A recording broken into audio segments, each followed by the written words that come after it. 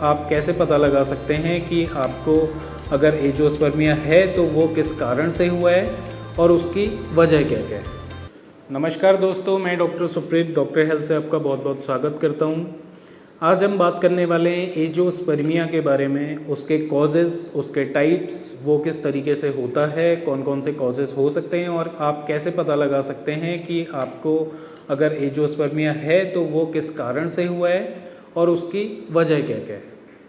तो सबसे पहले एक शॉर्ट टर्म में मैं आपको बता दूं कि एंजियोस्पर्मिया की जो कंडीशन है वो बेसिकली यही है कि जो हमारा सीमेन, जो हमारा वीर्य बाहर निकल के आ रहा है, उसके अंदर शुक्राणु हैं या नहीं, उसके अंदर स्पर्म्स हैं या नहीं। एंजियोस्पर्मिया बेसिकली दो तरह का ही होता है। फर्स्ट टाइप है ऑब्स्ट्रक्टिव एंजियोस्पर्मिया, सेकेंड टाइप है नॉन ऑब्स्ट्रक्टिव एंजियोस्पर्मिया। सबसे पहले मैं बात करना चाहूँगा ऑब्स्ट्रक्टिव एंजियोस्पर्मिया के बारे में। ऑब्स्ट्रक्टिव एंजियोस्पर्मिया बेसिकली हमारा जो स्पर्म है वो किसी रुकावट की वजह से, किसी ऑब्स्ट्रक्शन की वजह से बाहर नहीं निकल पा रहा। अब उसके पीछे के कारण क्या क्या हो सकते हैं। बेसिक जो कारण होता है, कुछ ऐसे लोग होते हैं जिनको वेसेक्टॉमी करवाने की ज़रूरत पड़ जाती है, उसे हम नसबंदी बोलते हैं हिंदी में। अगर नसबंदी हुई है तो उसकी वजह से स्पर्म बाहर आने में प्रॉब्लम आ सकती है। एक कंडीशन होती है कंजेनाइटल कंडीशन, मतलब कि जब आप पैदा हुए उसके साथ से ही आपके अंदर वासा डिफरेंस आपके अंदर आया ही नहीं, वो फॉर्म हुआ ही नहीं। अगर वासा डिफरेंस आपका एब्सेंस ऑफ वासा डिफरेंस है तो भी आप ऑब्स्ट्रक्टिव एंजियोस्पर्मिया के अंदर आ सकते हैं। दूसरी चीज़, अगर बचपन में जो हम ज़्यादातर देखते हैं बच्चों में हर्निया की प्रॉब्लम आई होती है, अगर वो इन्ग्वाइनल हर्निया है या अम्बलाइकल हर्निया है, अगर आपने उसे ऑपरेट करवाया है तो वो भी एक रीज़न हो सकता है आपके ऑब्स्ट्रक्टिव एंजियोस्पर्मिया के ऊपर। तीसरी चीज़ जो हम देखते हैं ऑब्स्ट्रक्टिव एंजियोस्पर्मिया में, कहीं ना कहीं काफ़ी रेयर केसेस में ये दिक्कत आती है जहाँ पे कि वेरिकोसील भी एक वजह होती है। अगर आपको बायलेटरली ग्रेड 4 और ग्रेड 3 का वेरिकोसील दोनों साइड में बन रहा है तो उस वाली कंडीशन में भी हम देखते हैं कि ऑब्स्ट्रक्शन की वजह से आपको एंजियोस्पर्मिया परफॉर्म हो रहा है। अब दूसरी चीज़ आ जाती है नॉन ऑब्स्ट्रक्टिव एंजियोस्पर्मिया। नॉन ऑब्स्ट्रक्टिव मतलब कि आपकी बॉडी के अंदर जो मैच्योर वाली स्टेट है, जो स्पर्म को बनने की स्टेट है, वो स्टार्ट ही नहीं हो पाई।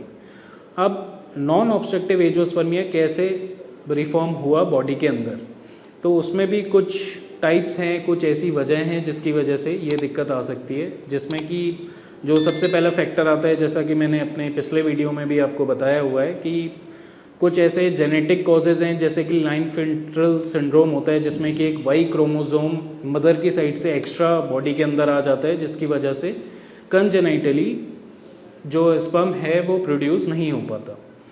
उसमें दूसरी चीज़ आ जाती है आपके हार्मोन के इम्बैलेंस। आपके जो FSH, LH, टेस्टोस्टेरोन जो आपका बेसिक रोल प्ले करते हैं आपके स्पर्म को प्रोड्यूस करने में, उस प्रोसीजर को करने में, तो वहाँ पे आपका अगर टेस्टोस्टेरोन लो है या टेस्टोस्टेरोन आपका नॉर्मल लेवल्स पे भी है बट आपका FSH, LH भी डाउन जा रहा है या बहुत ज़्यादा बढ़ गया है, तो वो भी एक आपकी वजह हो सकती है स्पर्म को प्रोड्यूस ना होने की।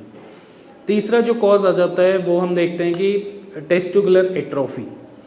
कई बारी हम कुछ केसेस में देखते हैं कि पेशेंट के जो टेस्टिकल हैं वो अपने नॉर्मल साइज से श्रिंक होकर काफ़ी छोटे हो जाते हैं, कि वहाँ पे एंजियोस्पर्मिया की प्रॉब्लम आ रही है।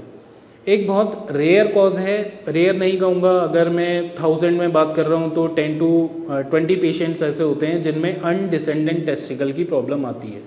जब हमारी बॉडी में सेकेंडरी सेक्सुअल कैरेक्टर्स आए, जब हमारे टेस्टिकल को हमारी एब्डोमिनल कैविटी से हमारे स्क्रोटम के अंदर आना था, स्क्रोटम की थैली के अंदर आना था, तो वो अपने उस थैली तक आ ही नहीं पाए, जिसे हम अनडिसेंडेंट टेस्टिकल की प्रॉब्लम भी बोलते हैं। इसमें बेसिकली ये होता है कि इसमें चांसेस रहते हैं 50-50 कि आपको स्पर्म प्रोड्यूस होगा या नहीं होगा।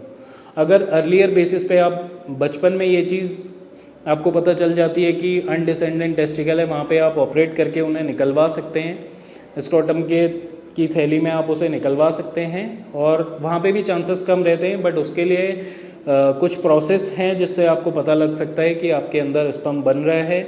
अगर आपकी सीमेन एनालिसिस की रिपोर्ट आपको कह रही है कि आप एंजियोस्पर्मिया से डिजीज्ड हैं तो आप FNAC fine needle aspiration cytology जिसे बोला जाता है, FNAC ऑफ टेस्टिकल करवा सकते हैं, या आप टीसा करवा सकते हैं, या आप बायोप्सी करवा सकते हैं। बायोप्सी के लिए आप ज़्यादा ना जाएं तो वो ज़्यादा बेहतर है, उससे बेहतर है कि आप FNAC करवा लें।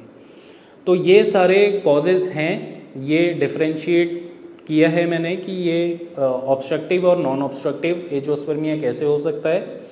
अगर आप भी देख रहे हैं कि आपकी सीमेन एनालिसिस की रिपोर्ट्स 0 स्पर्म काउंट बता रही है, या ओकेजनली डेड स्पर्म काउंट बता रही है, या आपके हार्मोन्स आप चेक कर रहे हैं तो वहाँ पे इम्बैलेंस आ रहा है, या आपकी टेस्टिकल में एट्रोफी जैसी दिक्कत है, तो ये सारे इन्वेस्टिगेशन के पार्ट में आप जाके ये सारी चीज़ें पता कर सकते हैं।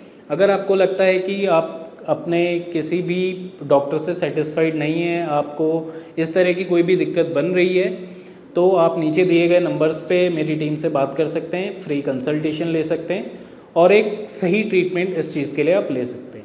नमस्कार।